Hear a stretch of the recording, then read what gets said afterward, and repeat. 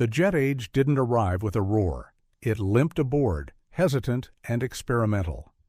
But by the end of the 1950s, carrier decks around the world were launching machines that would change naval warfare forever. The McDonnell F-H Phantom marked the Navy's first leap into jet-powered flight at sea.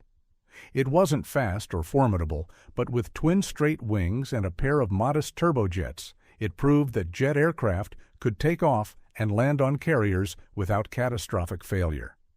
Though obsolete within years, it laid the foundation for everything that followed. Grumman's F-9F Panther took the next step. Heavier, more stable, and combat-tested, it became the U.S. Navy's workhorse during the Korean War. Its 4 20mm cannons and ability to carry bombs and rockets made it ideal for ground attack and early air-to-air combat. In 1950, a Panther scored one of the first jet kills in naval history, downing a North Korean Yak-9. The Hawker Seahawk brought British jet aviation to carriers. While conservative in design, with straight wings and a single Rolls-Royce engine, it was dependable and simple to maintain. During the Suez Crisis, Seahawks flew numerous sorties, delivering bombs with precision from Royal Navy decks. Supermarine's Attacker was technically the Royal Navy's first operational jet fighter, but it arrived with baggage. Designed around a piston-era fuselage, it retained taildragger landing gear and straight wings, making it awkward on carriers. Still, it marked a transition from prop to jet, serving briefly in the early 50s. The Vought F-7U Cutlass promised a leap forward with its tailless, swept-wing design, but quickly earned a reputation as one of the Navy's most dangerous jets. Its underpowered engines and unreliable hydraulics led to a high accident rate. Despite its futuristic look, the gutless Cutlass became a cautionary tale in carrier innovation. Douglas's F-3D Skyknight took a different path. Lacking speed or agility, it was designed as a radar-equipped night fighter. With side-by-side crew seating and a robust radar suite, it excelled in interception roles. It recorded kills in Korea and later served in electronic warfare through Vietnam, outlasting flashier jets. The Breguet Breton 50. Alizé gave France a reliable anti-submarine patrol aircraft for its fleet. Featuring a rotating radar dome and internal bay for torpedoes and sonobuoys, the Alizé wasn't glamorous, but it patrolled thousands of miles over cold oceans for decades. Other supporting players included the F-2H Banshee, a long-range escort and recon jet that flew high over Korea, and the Sea Venom, which added radar-guided interception capability to British carriers in the mid-1950s. Each aircraft added to the growing muscle and complexity of naval air wings.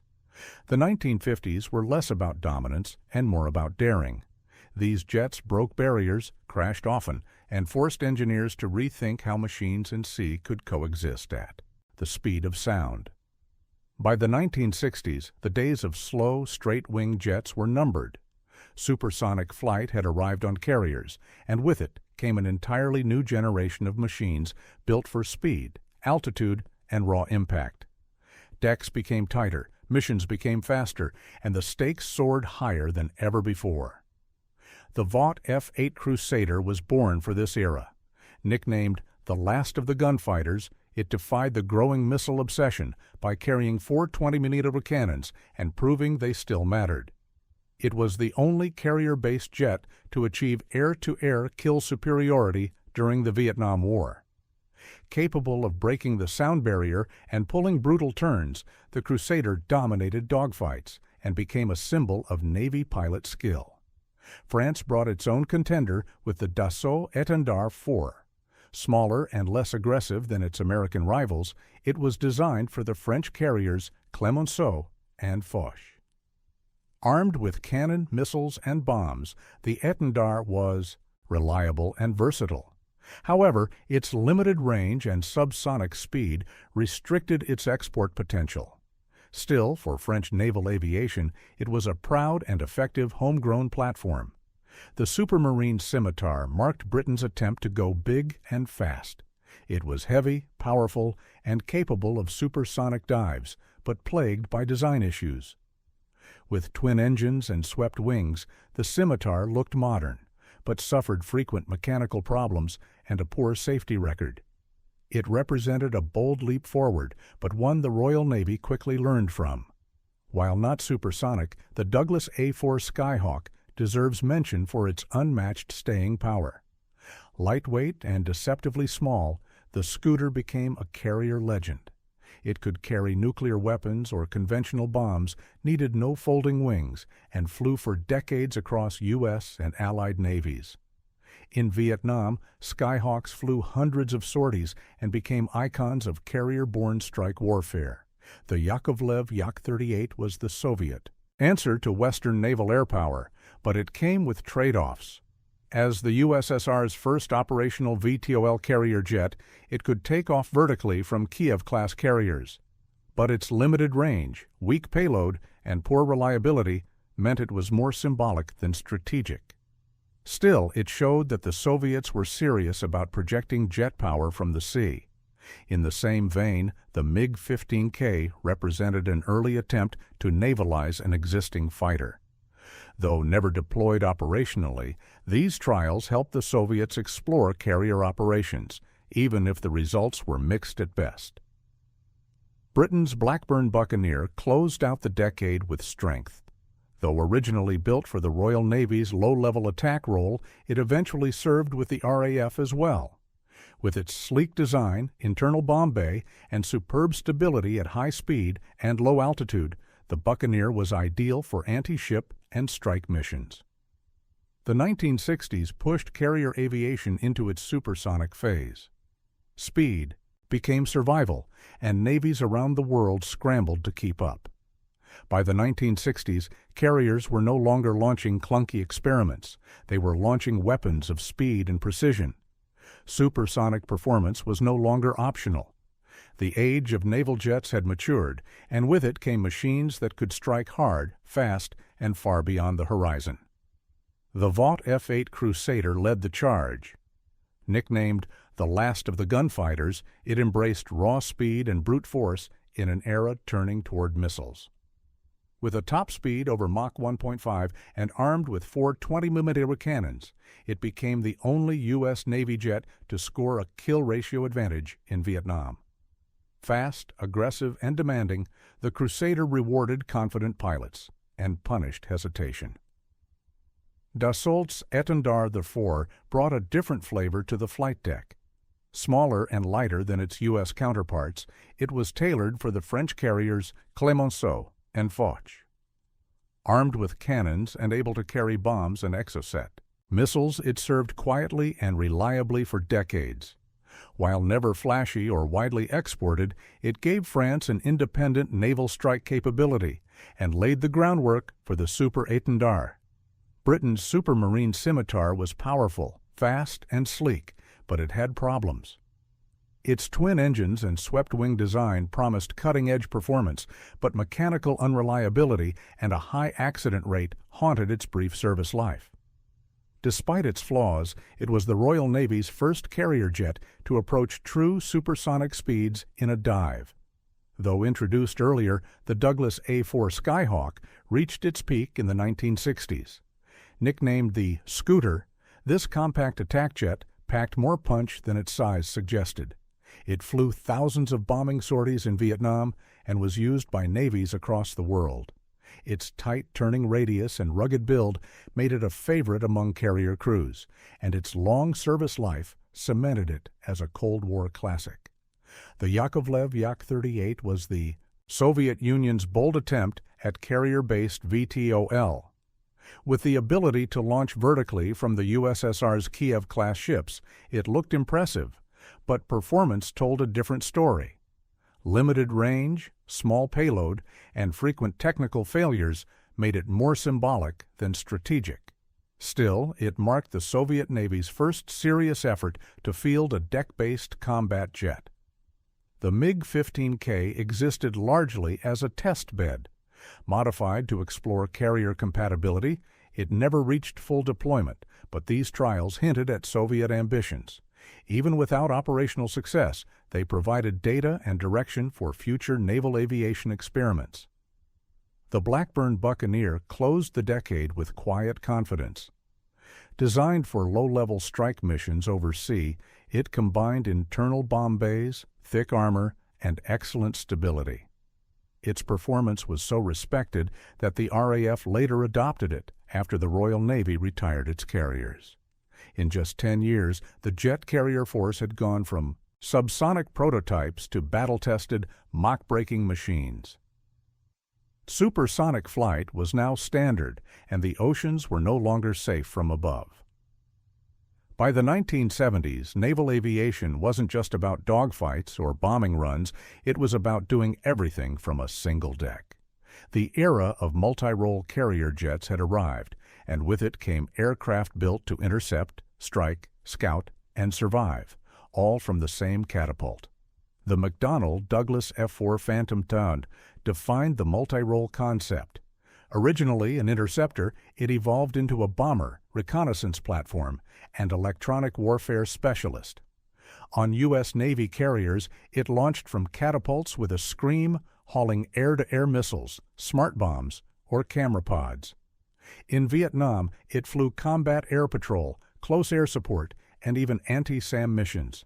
Its speed, power, and adaptability made it a Cold War icon, but it wasn't without faults. Early models lacked a gun, leading to hard-learned lessons in dogfights.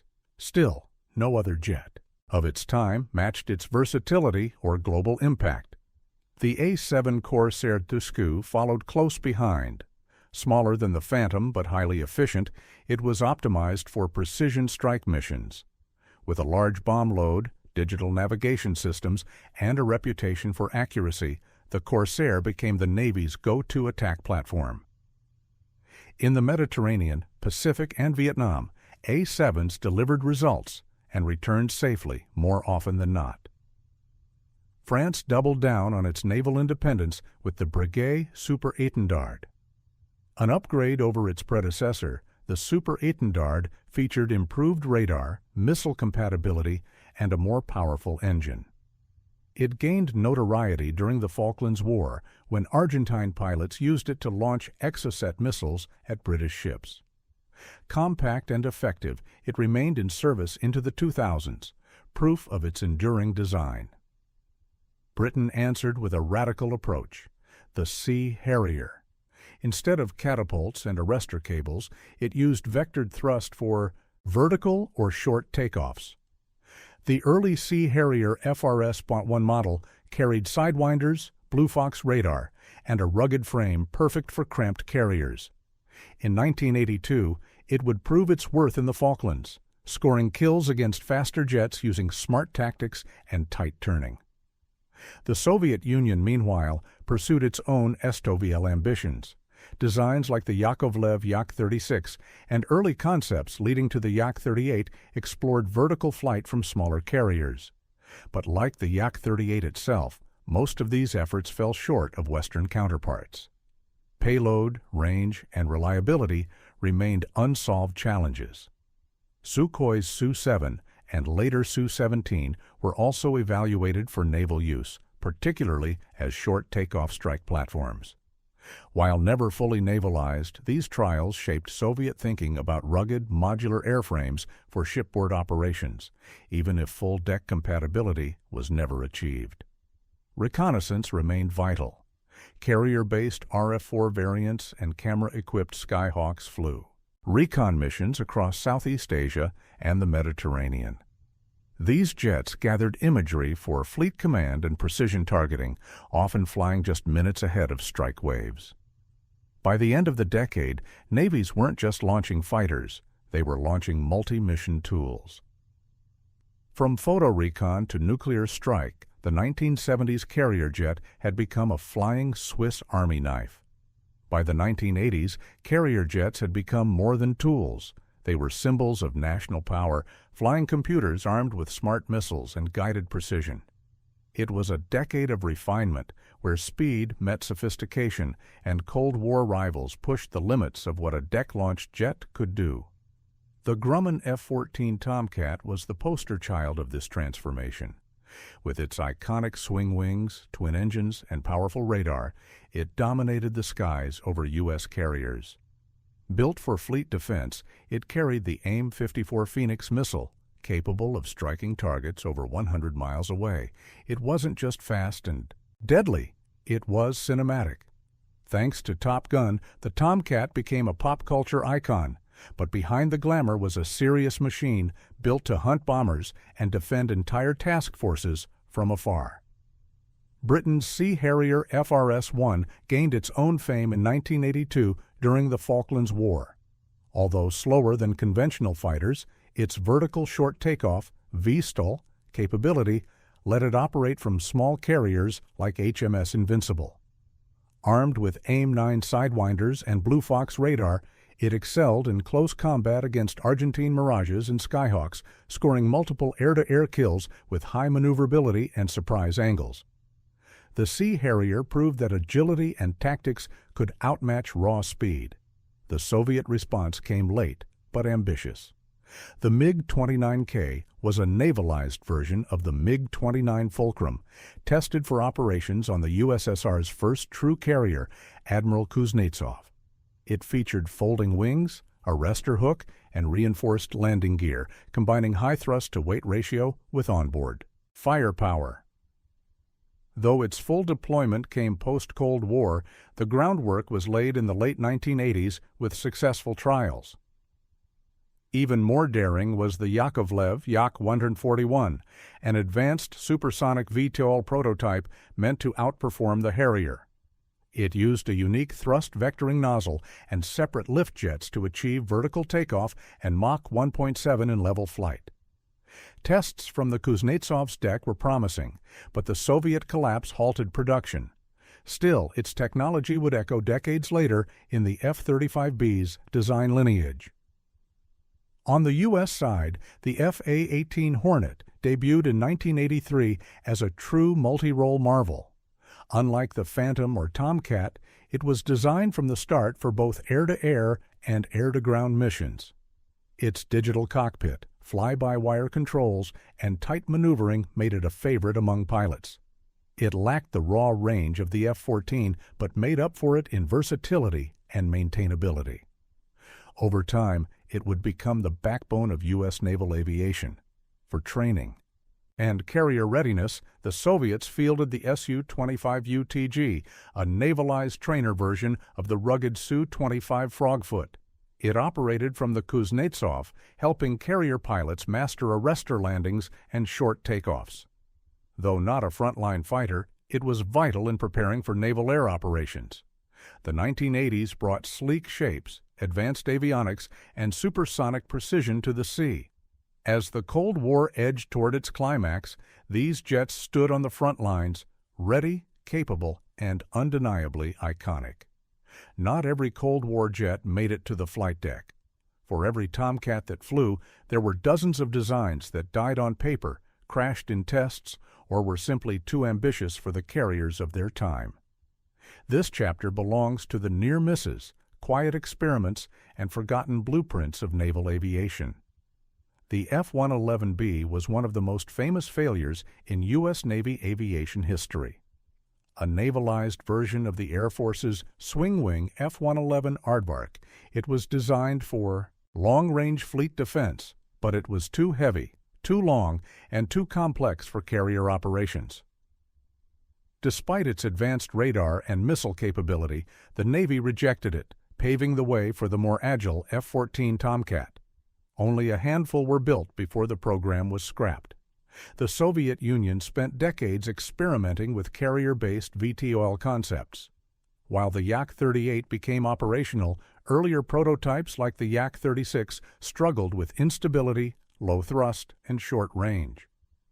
Many Soviet engineers attempted to adapt vertical lift jets to cold weather operations and small deck carriers, but technical limitations and doctrinal disagreements kept these efforts mostly in trial phases.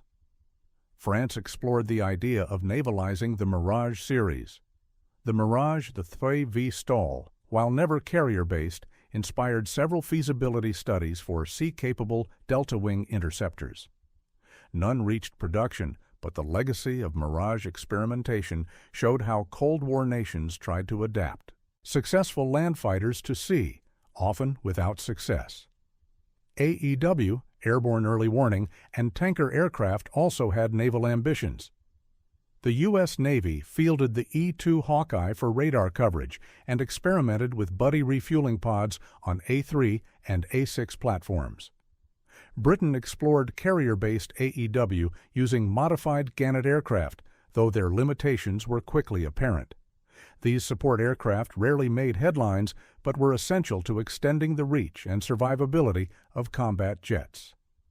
Finally, many promising concepts died before reaching metal. Designs like navalized F-16s, VTOL bombers, and supersonic sea-launched recon planes appeared in blueprints and wind tunnel models. But Cold War budget cuts, changing threats, or plain physics kept them grounded. These experimental programs might have failed to fly, but each played a role in shaping what did. They showed how far militaries were willing to push the limits of flight, even if the deck was too small to hold their ambitions.